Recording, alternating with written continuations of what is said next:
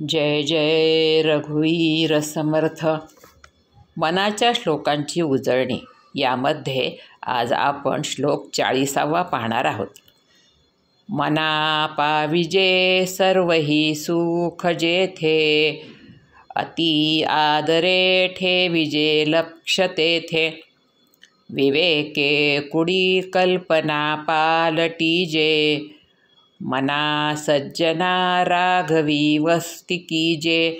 जय जय रघुवीर समर्थ. प्रत्येक माणसाला जीवनामध्ये सुख पाहिजे असते आणि त्या सुखाकरता तो अहोरात्र धडपड करीत असतो.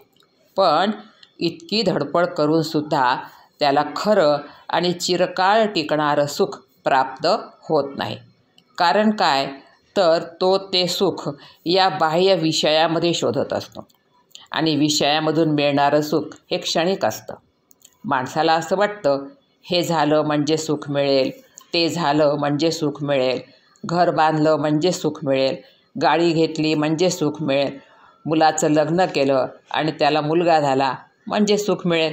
पण नाही, यातून मिळणारं सुख हे फार अल्प प्रमाणात असतं. ते कधी हातातून निसटून जातं आणि पुन्हा त्यातून दुःख कधी आपल्यासमोर येऊन उभं ठाकतं हे आपल्याला कळतच नाही. याच समर्थांनी त्यांच्या करुणाष्टकामध्ये म्हटलेलं आहे, सुख सुख म्हणता आहे दुःख ठाकून आले, भजन सकळ गेले चित्त दुश्चित्त झाले.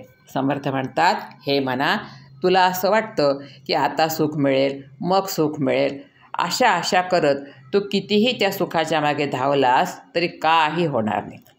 तू सुखाच्या मागे लागून थकशील आणि शेवटी पदरामध्ये फक्त काय पडेल तर दुःख आणि दुःख. समर्थ याच करुणाष्टकामध्ये पुढे म्हणतात, विषयजनित सुखे सौख्य होणार नाही. विषयामध्ये कितीही रममान झालं तरी सुख मिळणार नाही. खरं जर विचार केला ना तर या संसाराचं मुळी दुःख आहे. मग ज्याचं मूळ दुःख आहे त्याला येणारं फळ आणि फूल हे देखील दुःख देणारच असणार. या संसारामध्ये आपण सुखाची अपेक्षा करूच शकत नाही आणि म्हणूनच समर्थ या श्लोकात सुख नेमकं कुठं आहे ते आपल्याला सांगत आहेत. समर्थ म्हणतात, मना पाविजे सर्वही सुख जेथे, अति आदरे ठेविजे लक्ष तेथे.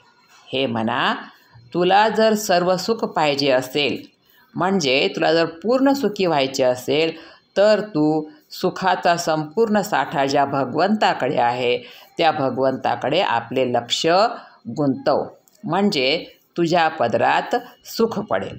देहबुद्धी सोडून तू आत्मबुद्धीकडे आपल्या मनाला वळव, म्हणजे तुला आत्मसुख प्राप्त होईल. आत्मसुख हे अखंड आहे, अटूट आहे. त्या सुखाचा कधीही भंग होत नाही. एकदा का हे आत्मसुख प्राप्त झाले की मग सुखाची कमतरताच नाही. संतांनी आपल्या जीवनात हे आत्मिक सुख प्राप्त केलेलं आहे. आपणही जर हे आत्मसुख आपल्या जीवनामध्ये प्राप्त केलं तर मग बाह्य परिस्थिती कितीही अनुकूल असली किंवा प्रतिकूल असली, वाईट असली किंवा चांगली असली, तरीही आपल्या मनाची एकाग्रता, शांतता भंग होणार नाही. म्हणून हे मना, तू आपले लक्ष त्या भगवंताकडे लाव. पण तेथे ते मन गुंतवण्यासाठी आधी ते मन पवित्र असावे लागते, शुद्ध असावे लागते. मनामध्ये त्या भगवंताविषयी जराही शंका नसली पाहिजे. मन शंकारहित असले पाहिजे. मनामध्ये कुठलाही भेदभाव, द्वेषभावना नसावी. त्याकरता काय करावे तर समर्थ पुढे म्हणतात, विवेके कुडी कल्पना पालटीजे, मना सज्जना राघवी वस्ती कीजे. अर्थात हे मना, तू तुझा विवेक नेहमी जागृत ठेव. मनामध्ये ज्या कुडी कल्पना अर्थात वाईट विचार आहेत त्या तू सोडून दे. वाईट विचार कोणते तर कामक्रोधादी विकार, दुष्ट वासना, वाईट मनोवृत्ती, अशुभ विचार जे आहेत ते तू सर्व सोडून दे. यामुळे ह्या सर्व विचारांच्यामुळे आपले मन गढूळ होते आणि असं गढूळ मन हे भगवंताचं स्मरण करूच शकत नाही. खरं तर तो भगवंत सुखाचा सागर आहे, पण तो अदृश्य आहे, अतिशय सूक्ष्म आहे. तो आपल्या डोळ्याला दिसत नाही. त्याला प्राप्त करून घ्यायचे असेल तर आपले मनही तितकं सूक्ष्म होणं गरजेचं आहे. त्याकरता आपलं मन हे तर या दृश्यावरच प्रेम करतं. आपल्याला आपलं मन स्थिर करून, मनातील वाईट विचार दूर करून, त्याला शुद्ध करून स्थिर करावे लागेल. आणि मगच आपण त्या भगवंताजवळ जाण्याच्या योग्यतेचे आणि पात्रतेचे होऊ शकू. आणि ही योग्यता अंगी येण्याकरता आपल्याला सतत त्या भगवंताजवळ निवास करावा लागेल. संसारात राहूनही सतत त्याचे नामस्मरण भजन करून त्या मनाला भगवंताविषयी प्रेम निर्माण करावे लागेल. तेव्हाच त्या मनाला खरं आणि शाश्वत सुख प्राप्त होईल. संसाराच्या अल्प सुखासाठी आपण फार मोठी कष्टाची किंमत मोजतो, पण तरीही आपल्याला खरं सुख मिळतच नाही. त्याऐवजी तो भगवंत जो पूर्ण सुखाचा सागर आहे त्याच्याकडे जर आपण लक्ष दिलं तर आपल्याला खरं सुख प्राप्त होईल. आणि मग ते सुख का एकदा प्राप्त झालं की मग आपल्या जीवनामध्ये कितीही उतार चढाव आले तरीही आपलं मन दुःखी होणार नाही, कारण ते आत्मसुख अविनाशी आहे. म्हणून हे मना, तू सतत त्या भगवंताच्या जवळ निवास कर.